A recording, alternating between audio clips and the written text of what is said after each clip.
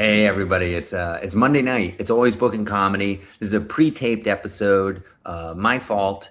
I'm in Arizona on tour, headline JP's Comedy Club this past weekend. I'm at the Improv Thursday night, and I'm doing Stir Crazy Comedy Club this next weekend.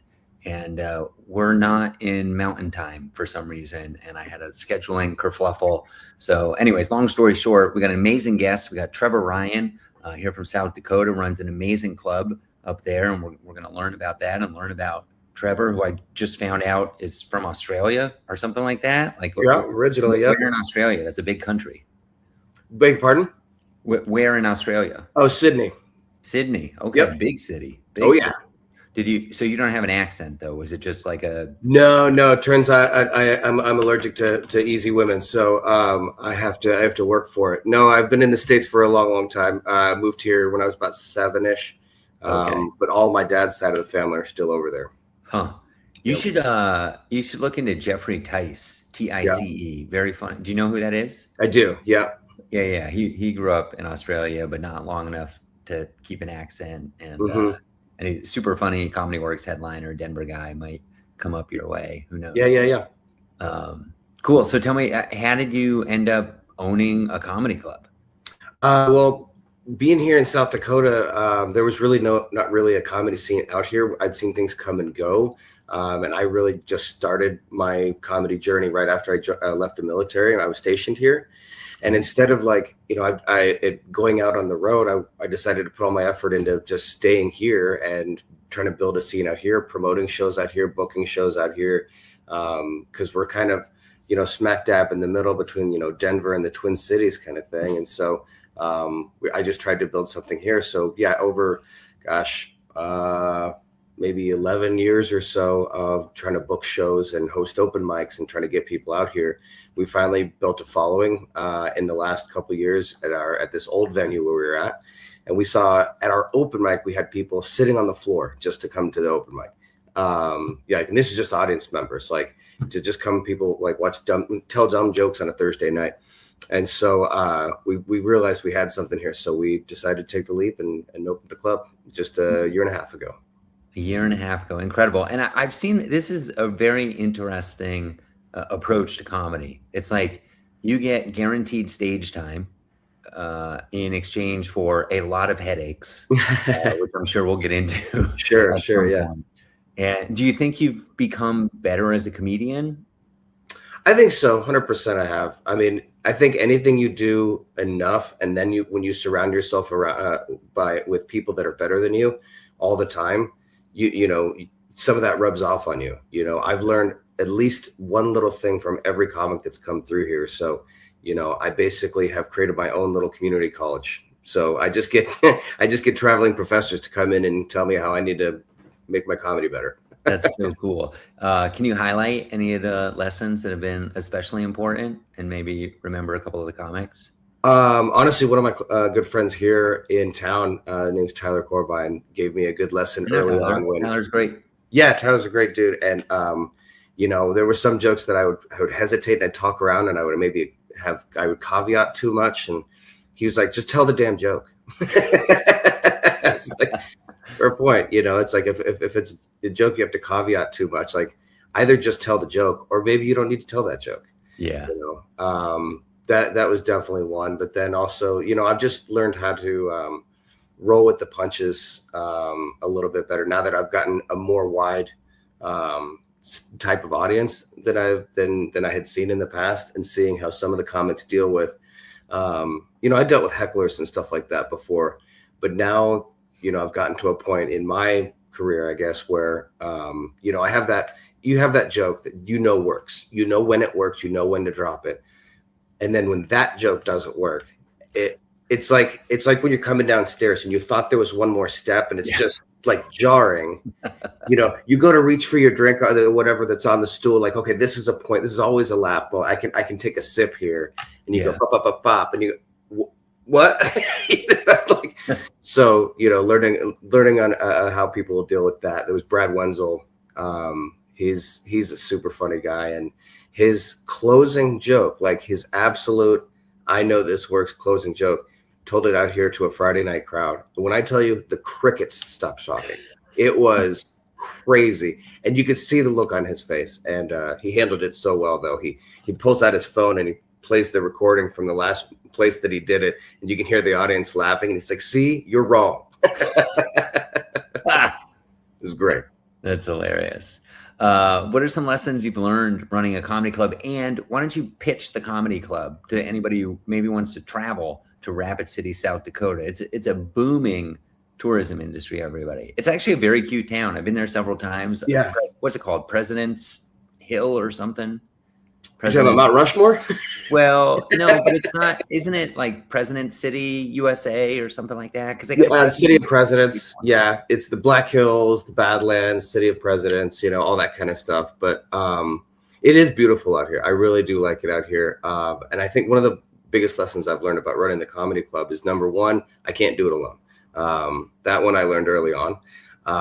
And number two is I've learned all the things that because I didn't travel as much as a comic, like those traveling comics, I've learned so much from the way we do the club. We don't do a light. We have a clock that just counts up. It's not, no pressure. We try not to book things after the show, so we don't have like a hard out. I have plenty of time after. So if the comedian wants to play around a little bit, we have the way we order drinks, it's just a little light on their table. They turn on and they write down their order. It's not very distracting. We don't do a ticket drop. We do all these things that because the things as I was coming up and the people that I was talking to, it's like, man, if I had my own club, I would never do that. Or I would set it up this way. And so now I get to do that. So that's the best thing. And I think the biggest pitch I would put out here is that I think we're a growing scene out here. We have a lot of people that really love comedy that haven't had it. And so they're starving for it.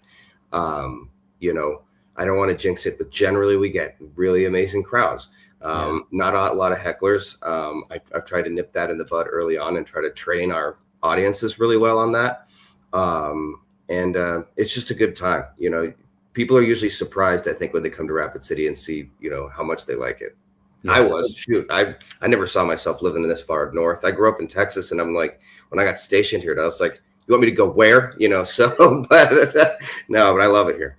That's awesome. And it's called West River Comedy Club, by the way. Yes, sir. West River Comedy Club. Yeah, West River. It's in relation to, the Mississippi kind of goes up the middle of South Dakota, and Sioux Falls on the east side of the state is considered East River. We're considered West River. West River is the best side anyway. West side, everybody. West side. Is that the two whitest people that have ever tried to do that? I think so. Yeah, that was awkward. That was awkward. Replay that, everybody. Yeah. So let's talk about the building a little bit. The building's really neat. How did you get the lease? I think people are curious about this stuff. And then what did you have to do to turn it into a comedy club? How many seats do you have? Gotcha. Yeah. So the building itself, it's called the Buell Building. It was built in 1888. It's one of the first big buildings that was actually built in downtown Rapid. And it has been so many things over the years. It was like a little theater for a while. It was a vintage clothing store. Originally, it was a pool hall and bowling alley. And it's in the basement of this historic building. And it's really cool. There's basically two sides of the club. When we come down here, there's the venue side and then the bar side. And securing that list, it was luckily enough, I already knew some people in this building. So before my day job, I worked in radio. And so I was on the air, but I was also in sales. So I knew a lot of business owners in the area. And so I knew some of the people that were already leasing out of this building. So I just talked to them and I was like, hey, I got an idea. I want to open this club down there. And there was a little bit of back and forth. We did negotiate a little bit on the lease terms and things like that. Because I was fortunate enough, this space had been empty for a little over a year. So there was a little bit of tit for tat. They tried to get me to pay for stuff I didn't want to pay for, and they tried to jack up some stuff on me. I was like, okay, well, lease it to the next person that's asking you. Yeah. So that was a fun process. But yeah, it was a DIY process because we didn't have a whole lot to get this started. We didn't come in with like Rogan money and just completely renovated this space. So we came in with whatever we could pull out of the cup holder in my car. And so we had DIY'd it. Like the comics in the area, my friends and family, like we just came down here, cleaned up the space, We'd have to do a little bit of renovation, but painting it up. We did the lighting ourselves. We just did it all ourselves. So there's such a great vibe down here. People come down here, and we would host a business networking group. And it's just one of those things where people come in and say, I'm with this company, and tell your friends that to come see me if they need insurance or whatever. And, everybody gets 30 seconds to kind of talk about themselves. Well, we hosted one down here, and it was just on a Tuesday morning, and people are looking around having a good time. People didn't even talk about themselves. They took 30 seconds. They each told a joke. And it was, that's just the energy that's down here. I love it. Nice. Love it. Hey, talk about your stage. It's impressive. The stage is impressive. That's not what I've heard. No, I built a 2-foot high stage. It's like, it's 12 feet wide, 8 feet deep. And I've got, the beautiful blue curtain back there that we found, and, like blue uplighting at the back of it. And then we've just got our little West River Comedy Club sign at the back. I really do love it. I was nervous about it. I built that myself as well with my friends off of, we just Googled how to build a stage. So, it's lasted so far. It's getting a little squeaky. So I'm actually later today, I'm actually climbing underneath it to find out if I get rid of that squeak. But other than that, it's doing well. Nice. That's amazing. What about like chairs, tables? Did you just found those on I found most of those on a restaurant auction site. So like if businesses go under, and then they've got tables and chairs and refrigerators and ovens and all that kind of stuff. I did a little bit of that. That was a nightmare. I'll never do that again. Unless I'm in a more. What was a nightmare about it? Huh? What was a nightmare about it? Well, because I'm so far away from any of the main areas where they do it. Oh. So one of the areas was based out of New Jersey, and I didn't realize this when I was bidding on stuff. Like, there's nothing about shipping or delivery. You got to go pick it up. Yeah, no, they're like basically, yeah. So people will usually pick it up in the area, or it's a bigger company that they'll arrange trucking. They're used to doing that. I had no idea. I thought it was like buying something on eBay. It's like, okay, I won, now send it to me. They're like, no, you won, so pay us for it, and then you figure out how to get it to where you're at. And it was in New Jersey, and I had to get it to South Dakota. And it took long enough to where it was like down to the wire where I had to get it here. I had to get this guy to drive from New Jersey to South Dakota in 3 days with 100 chairs. But then there was another business in town that I got some of the tables and chairs from. That was a lot easier right here in town. Nice. But yeah, buy local, everybody. Yeah, you'd be surprised how expensive some of this stuff can be. Because I was like, some tables and chairs, and because we're in a basement. That's the other thing I like about this place is that I don't shy away from the fact that we're in a basement. There's exposed ductwork, the tile work has been here since 1888, and it doesn't look the greatest all the time. Like, it's clean, but it's, there's chips and, paint marks and stuff like that on it. How old's the building? It's old. 1888. Yeah. So, it's all been there. So, but I've tried to polish it up. So when you come in, there's this beautiful chandelier that we put in, kind of a modern looking chandelier. We have nice black tablecloths. It's this blue and gray kind of aesthetic. So it's like, I wanted it clean. I wanted it to look classy. So it's like, I was not going to do fold out chairs or anything like that, or or even fold up tables, like plastic tables. No, I wanted something solid that looks nice. And I feel like we've gotten there. Yeah. So you've had a pretty famous comedian there. You want to talk about that and how many people you squeezed in there as a long way of answering what's your capacity? Oh, yes. So that's two separate questions, Mark. If you ask me how many people we squeezed in here, I'm going to tell you what my capacity is. But in real life, that number was different. So, but our capacity is 102 and 112 if I need to. We had Doug Stanhope here. That was awesome. Amazing. Yeah. I was totally cool about it. Call you, email you, say it was so it happened organically again, because our customers are so supportive. I'm not really that big on Reddit. I don't know if you can tell by the beard, the white beard, don't know much about Reddit, but our customers were on there, and Stanhope was making a bunch of comments on his Reddit about, I'm doing this tour. I'm looking for clubs I haven't heard of or seen before or done before. Just going through all over the country. And a bunch of people from the area here, they were like, we got this club in Rapid. Now you got to come out to West River. And and so he gets my information through the website and calls me. And I'm at Walmart picking up some supplies for the club. And he's, I'm like, West River Comedy Club, Trevor. He's like, hey, it's Doug Stanhope. I was just interested in see if I could book your club. And I'm like, who is this really? Yeah, haha. And I was like, well, I gave him my email, and I was like, well, we'll talk, because I'm like, it kind of sounded like him, but I know people that can do voices. Sure. And so I'm like, and we are maybe 4 months in, like, there's no freaking way. So came back to my office, and I did like a reverse phone number lookup, put his phone number in on one of those sites you can look up the phone number, and came back, Doug Stanhope. And then I was totally normal about it. I handled it like a complete grown up and feverishly dialed the phone number back, like, I'm so sorry. And I'm like trying to say, how do I sit while I'm talking to Doug? I don't know how to, but no, he was wonderful to work with. Super nice guy. Very, very funny.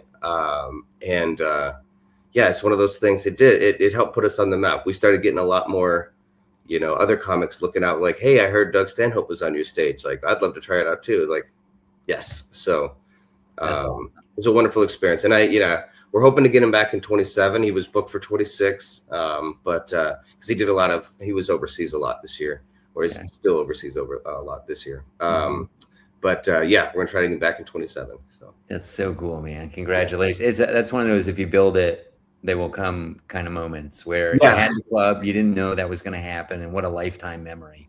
Yeah, and the fact that I think it did go well, and he did actually even respond to me. When I reached back out to him, instead of saying like, "No, I'm never playing your club again." I think he had a good time. I think he preferred that if our bar served liquor, but Listen, I'm actually very curious about this, because it is something I don't know anything about. How do you get a liquor license? Where do you use distributors to get your alcohol? How did you build your bar? How did you get refrigerators in there? Oh, yeah. What was like the biggest nightmare? Has it been great being able to serve beer? Like, how does that work? Yeah, so it's different from each like county, city, state, right? So here it's a little bit harder. My local government frustrates me a little bit in the way they handle it, but so they limit the number of liquor licenses per capita, and then it becomes an auction system. So basically, let's say if there's 10 that are available at any given time, then if I want to sell liquor, I got to go buy it from one of those guys, even if that one of those people might not even have a business open. They just own the liquor license, and they'll hold on to it like a commodity.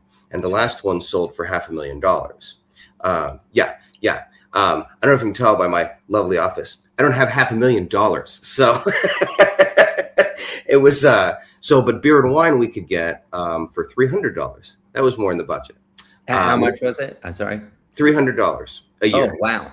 Yeah. Yikes. That's cheap. Yeah. A little bit of a difference, right? Yeah. But if I open up a Fridays down the street, I don't have to compete in the auction system. It's a whole thing. So, so I just secured that. So basically you get through the state and the city, city council votes on it. It's usually just a rubber stamp, but I was so nervous about it. I went to that city council meeting, full suit and tie, everything, just waiting. Ask me any questions you want. I'm an upstanding citizen. They didn't even discuss it. They were like, yeah, next item on the docket. They don't care. So I got the beer and wine license. The fridges, contacted our Coca-Cola distributor. They're happy to give you fridges if you're going to buy Coca-Cola from them. I think Pepsi might do the same thing, but so I got some Coca-Cola fridges from our Coca-Cola distributor. And then do they care if you have non-Coca-Cola products visible in their fridges? Not really. Now, I mean, it hasn't really come up. They know I've got my beer and stuff in there as well as their sodas. And I've had some Red Bulls in there for a little bit. That's not a Coca-Cola product. They want me to carry their Monsters. But I just carry both. Yeah. I think if I had a Coca-Cola fridge that was just nothing but Pepsi products, they probably would have something to say about that. But for the most part, they don't care. Okay. And then there's 2 or 3 main um, alcohol distributors in the area. That was the hardest lesson to learn because it's really frustrating because certain distributors, like they divide up the brands, right? So there's one in town where I can get my Budweiser, my Bud Light, the Michelob Ultra, things like that, right? Okay. But then I have to go to a different one to get my Corona, or to get my Twisted Teas and all this kind of stuff, right?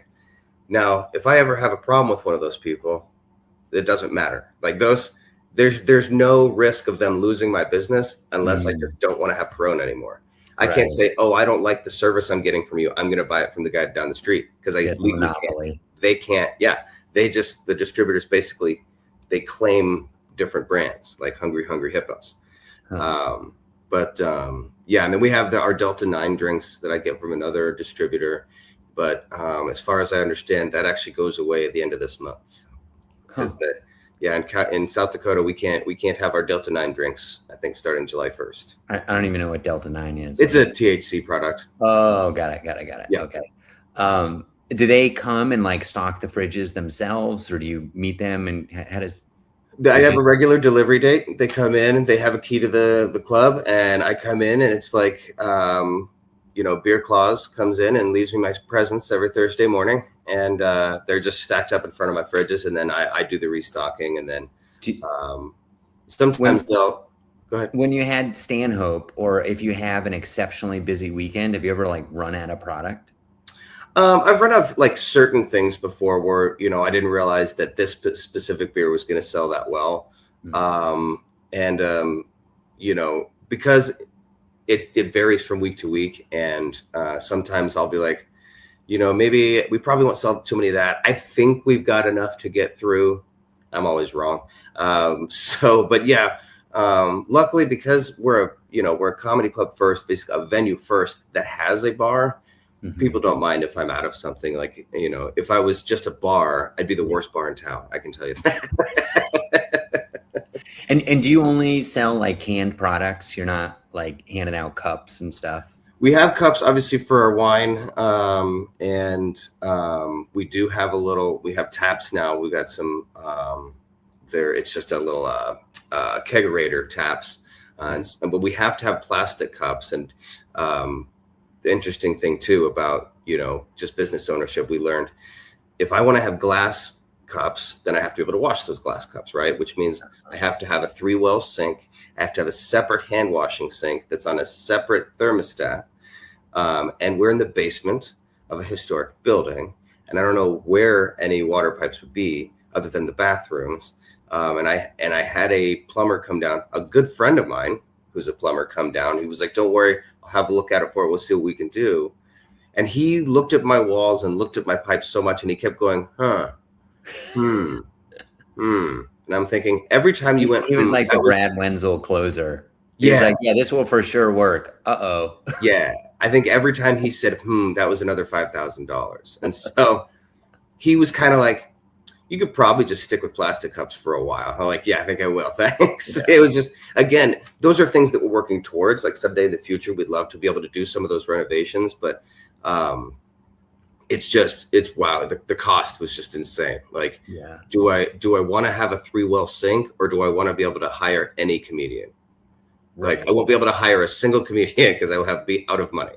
Yeah. Like it will just be like, yeah, you guys want to do some volunteer work in Rapid City? Can you talk about lights and sound a little bit? Have you changed anything over the time you've been open? How did you get started, et cetera?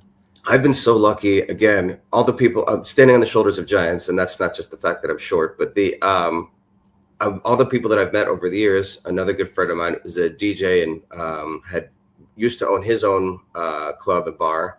I had him help me. I was like, come out here and help me with my sound. And he's walking around the venue space doing this whole thing, looking for dead spaces, and helped me pick out the right speakers that I need, told me where I needed to mount them, how I need to point them. He helped me set up my stage lights, because again, I had cheap stage lights, but they look great. Like I think a lot of people still use photos that they take on the stage because you're so well lit. Mm-hmm. And it's just 4 tiny little spotlights that I got off Amazon, little cheapy little Chinese crap. And but he did this neat thing, and anybody out there that like has ever set up a stage will probably think this is normal, but I had no idea.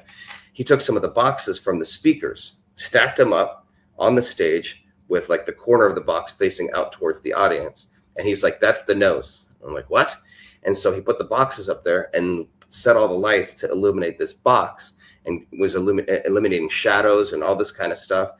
And these 4 little LED lights, I mean, it looks like it's you're on Broadway. I mean, it's amazing. Yeah, That's cool. yeah. That's awesome.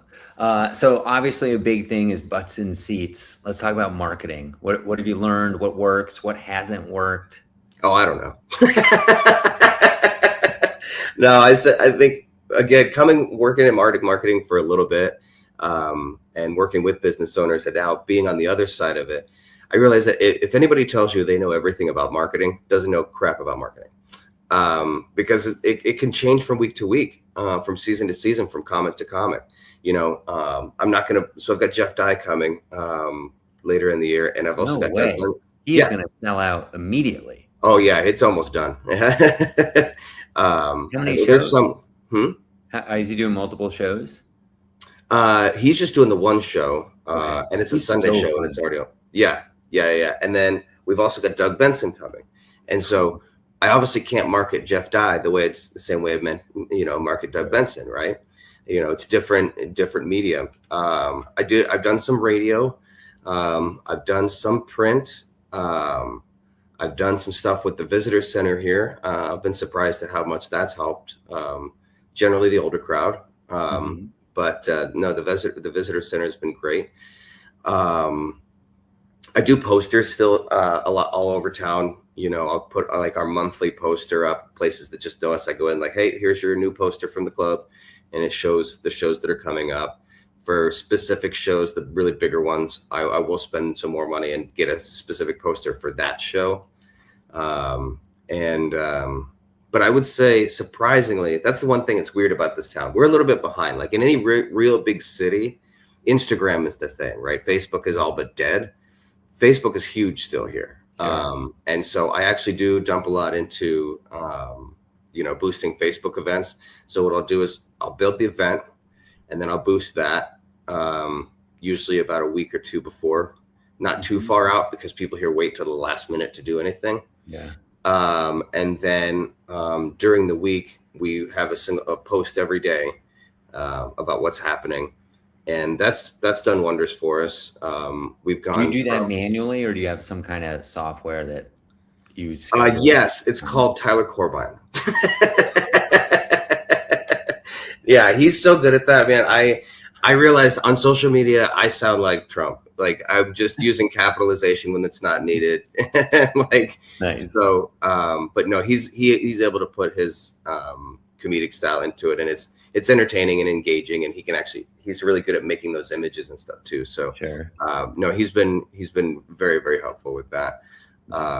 And has sworn me to never use AI for images, and I will not. I think I did it once or twice before I realized like how I don't like it. I really don't like it, especially when places are, they're exclusively using that, like clubs and things like that. Because I've seen there's been pushback. I mean, shoot, a friend of mine in Sioux Falls, they just canceled a show because they used AI so bad. They took his face, like he obviously sent his headshot, and they put that into ChatGPT and said, "Oh, make a poster for this," and it changed his face. It didn't look anything like him. It looked ridiculous, and they kept telling him, "Take that down. That's not even my face. What are you doing?"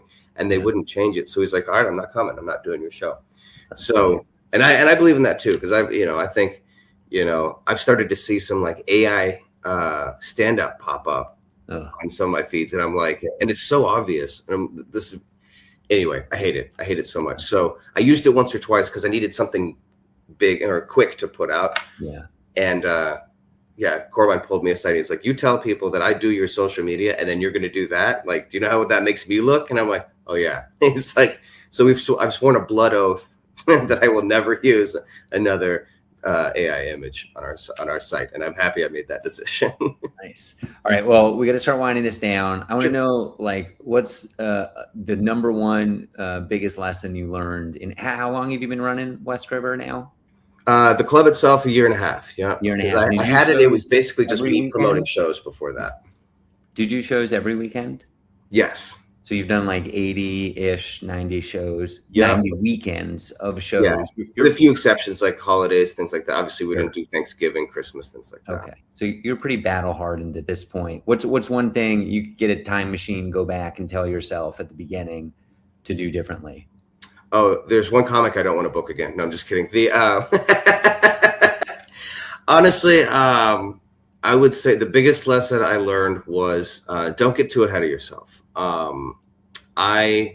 There are some things, if I had done a little bit slower and timed a little bit better, like certain purchases, or maybe I didn't have to book that huge comic in our slowest season, just because that's when they were available. Yeah. It's okay to be patient. If they want to book you now, they'll want to book you later too, and to understand that, like, okay, I was afraid to lose out on a certain comic. They're like, well, it's just the beginning of May or whatever, and it's like that's when our numbers start to go down. But they're like, yeah, if it's not May, then it's not going to be this year. I should have just been okay with saying, well, maybe just not this year then. Yeah. So you're saying, and you're also saying there that seasonality is important. You can't 100%. assume that every weekend is the same. No, I would say our season here, I mean, I think it's similar across the country, but it's basically it dips after Memorial Day and then it picks up at Labor Day. Yeah. I would say it's a little bit more, Summer is bad. Yeah.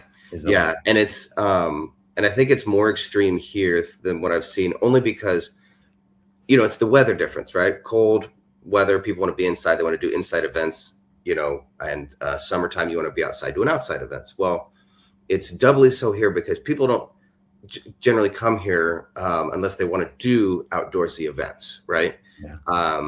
That's really, there's a lot of hunting, fishing, hiking, biking, beautiful lakes, and the fact that our summers are so drastically different from our summers. Our summers and winters are so drastically different. Like growing up in Dallas, like, yes, it's cold in the winter and hot in the summer, but it's not like here it can be -20 with wind chill or below. And then in the summer, you're getting 100-degree heat. Is it ever too cold where you are for the comedy audience? It's 70 degrees in my office and I'm freezing, I love the heat. And it's like, I think it's like even too cold for comedy. I mean, it has to be really extreme. It has to be basically like blizzard weather here because people here are mostly just used to it.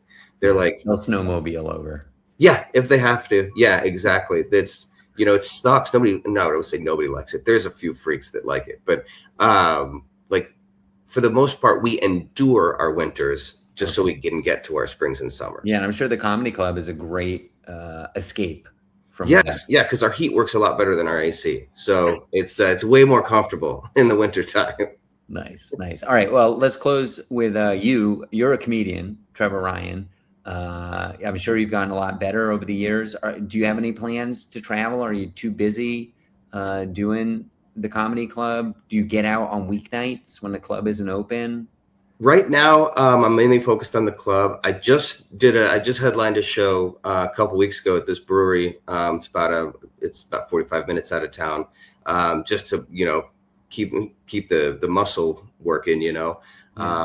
But yeah, I do intend to try to get out there more, just because, not only because I experience other clubs and just hang out with other comedians and see what they do, but I'm still a performer at heart, and so it works out both ways for me. Like, hey, I want to go check out this club and that I've heard good things about, and maybe I want to learn something from them, meet the owner there, but also like, hey, if you got a feature spot, like, let me come out there sometime. So yeah, coming soon. I'd like to hit the road again. So how can people track you down, Trevor Ryan, the comedian, and then pitch the club? How do people find the club? Yeah, so me, you can find me at Trev the Ryan on Instagram and TikTok as well.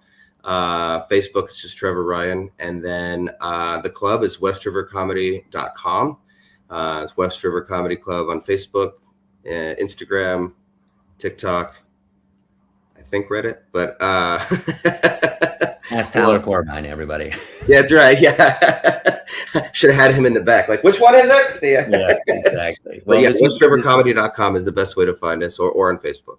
Okay, westrivercomedy.com, everybody. This is a great episode, Trevor. People are going to be super interested in this. And I have been at this 102 seat club with a sidebar in a historic basement. It's gorgeous. The stage is impressive. The lighting's great. The sound's great. He gets great acts in there, and everybody check it out. And come back next week. We'll be back next Monday night with another episode of Always Bookin Comedy. Thanks, Trevor.